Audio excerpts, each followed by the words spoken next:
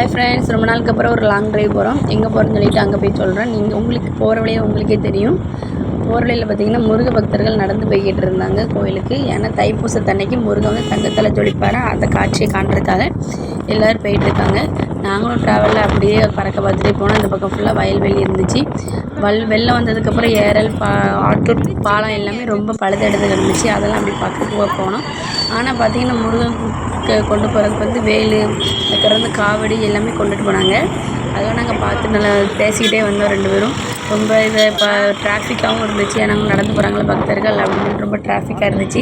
பழுதடைஞ்சு கிடக்கிற இடத்த நம்ம பாருங்கள். 1970 கட்டின பாலம் எப்படி இந்த உடஞ்சிருக்கு பாருங்கள். இத்தனை வருஷமாக அடிக்காத மழை இந்த வருஷம் தூத்துக்குடி மாவட்டத்தில் அடிச்சிருக்கு ஃப்ரெண்ட்ஸ். பாலம் எல்லாமே ரொம்ப எல்லாம் பழுதடைஞ்சிட்டு, ஆனால் தண்ணி வந்து ரொம்ப வத்திட்டு அப்படின்னே சொல்லலாம். அங்கே பாருங்கள் இந்த பழம்லாம் எப்படி உடஞ்சி கிடக்குன்னு. ஆனால் இந்த தண்ணி எப்படின்னா போட்டில் வந்து தான் இந்த ஊர் மக்களுக்கெல்லாம் சாப்பாடு கொடுத்துருக்காங்க.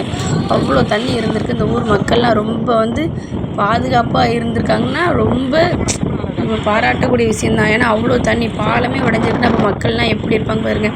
நாங்கள் ஒரு வழியே பேசிகிட்டே போகிறோம். பாவம்னா எல்லாம் என்ன பண்ணுறாங்க அப்படின்னு சொல்லி பேசிக்கிட்டே போய்கிட்டு இருக்கோம். போகிற வழியில் தான் சொல்லுவோம் நான் எங்கே போகிறோன்னு சொல்லிட்டு. பாப்பாவுக்கு வந்து தலையில் வந்து பூச்சிக்கடியாக இருந்துச்சா, உடனே நாங்கள் வந்து பூச்சி தட்டுறதுக்காக முக்காணி போனோம். இங்கே வந்து சீர் பிள்ளைங்களுக்கு ஒரு வயிற்றால போனால் அதுக்கெலாம் சீர் பார்ப்பாங்களா, அது வந்து முக்காணியே ஃபேமஸ்னு சொல்லலாம். ஆனால் நாங்கள் வந்து பூச்சி தட்டு தான் போனோம். உடனே ரொம்ப நாள் ஆகிட்டே இங்கே வந்து எப்படின்னா இவன் வீட்டுக்காருக்கு தெரியும், ஆனால் எனக்கு தெரியாது. இவங்க வந்து வந்தது வந்து வேறு இடம். அதனால் நாங்கள் போகிற இடத்துல ஒரு வீட்டிலே ஒரு கடையாக கேட்டுட்டு போயிட்டு இருந்தோம். அதுக்கப்புறம் தான் அது நேராக இருக்குது, முக்கில் இருக்குது அப்படி இப்படின்னு ஒருத்தவங்க சொல்லிட்டு இருந்தாங்க. அதுக்கப்புறம் ஒரு அக்கா சொன்னாங்க, போகும்போது வெத்தலை பாக்கு சூடகம்லாம் வாங்கிட்டு போகணும் அப்படின்னு சொல்லி ஒரு அக்கா சொல்லிட்டு இருந்தாங்க. இன்னொரு அக்கா வந்து யாருக்கு தட்டணும் கேட்டாங்க. இந்த பச்சை பிள்ளைக்கு 11 மாதம் பாப்பாவுக்கு அப்படி சொன்னேன். நான் தட்டுவாங்களான்னு தெரில, அங்கே போய் கேட்டுக்கோங்க அப்படின்னு சொல்லி சொன்னாங்க இந்த அக்கா. உடனே சரிக்கா அப்படின்னு சொல்லிட்டு நாங்கள் உடனே இந்த அக்கா கிட்ட பேசிட்டு மளிகை கடையை பார்த்துட்டு ருத்ரன் உடனே பொறின்னு கேட்டான். வந்து வாங்கி தான் ஃபஸ்ட்டு போயிட்டு வரும் அப்படின்னு சொல்லிட்டு கிளம்பிட்டோம். உடனே நாங்கள் அங்கே போனால் அந்த பாட்டி சொன்னாங்க, நேராக வண்டி எடுத்துகிட்டு கிளம்பிட்டோம். 11 மாதம் போகிற வழியில் எல்லார் வீட்லேயும் பொங்கல் வேலையை ஆரம்பித்து பாத்திரத்தை கழுவி கவுத்தி வச்சுக்கிட்டு இது பண்ணிட்டு இருந்தாங்க. நம்ம மட்டும் தான் இன்னொரு வேலையும் பார்க்கல நினச்சிட்டு இருந்தேன். பாதி வீட்டில் வேலை நடக்கு, பாதி வீட்டில் வேலை நடக்கல. உடனே சரி போயிட்டு இருந்தேன். அந்த பாட்டி வீட்டில் வெளியே சாமி இருந்துச்சு. எல்லாரும் சாமி கும்பிட்டுட்டு இருந்தேன். நாங்கள் பாட்டிக்கிட்ட போய் கேட்டோம், தட்டுவீங்களான்னு கேட்டால் அவங்க தட்டுவேன்னு சொல்லிட்டாங்க. வெத்தலை பாக்கு சூடகம் வாங்கிட்டு வாங்க அப்படின்னு சொன்னாங்க. நான் இவங்ககிட்ட காசை கொடுத்துட்டு உடனே வாங்கிட்டு வாங்கன்னு சொல்லி தகவல் கொடுத்தோம். பார்த்தீங்கன்னா அங்கே பாட்டி அதில் வந்து ஏதோ ஒரு மந்திரம் ஓதி காதில் தண்ணியை வச்சு நல்லா தேய்ச்சி விட்றாங்க. அதுலேருந்து பூச்சி பார்த்திங்கன்னா என்ன ஒரு ஆச்சரியம் தெரியுமா ஃப்ரெண்ட்ஸ், பூச்சியாக வந்துட்டு இருந்துச்சு. இந்த இவ்வளோ பூச்சி தலையில் வச்சுட்டு இவ்வளோ நாள் இருந்தா அப்படின்னு சொல்லிட்டு நாங்கள் பார்த்தோன்னு பார்த்துக்கோங்களேன், அவ்வளோ பூச்சி இருந்துச்சு.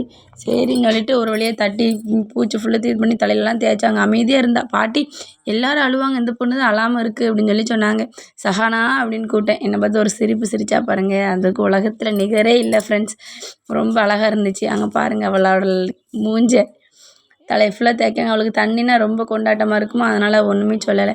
ஃபுல்லாக பூச்சா இருந்துச்சு. பாட்டி அவ்வளோத்தையும் ஃபுல்லாக பிறக்கி போட்டுட்டு இருந்தாங்க.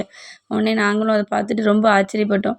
உடனே என் பக்கத்தில் இருந்து பூச்சா இருந்து பயமாக இருக்குது, நீங்களே பாருங்கள் அப்படின்னு சொல்லிட்டு இவங்க அப்பா கையில் கொடுத்துட்டு அவங்க தான் பார்த்துக்கிட்டு இருந்தாங்க. உடனே சரி அப்படின்னு சொல்லிட்டு அந்த வழியை நாங்கள் வீட்டுக்கும் கிளம்பிட்டோம். ஃபுல்லாக முடிச்சுட்டு அவங்களே பாட்டி தலையில் ஃபுல்லாக குளிப்பாட்டி முடிச்சிட்டாங்க.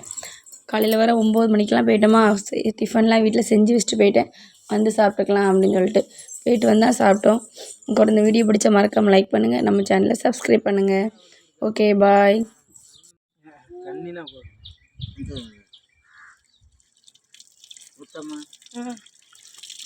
காதை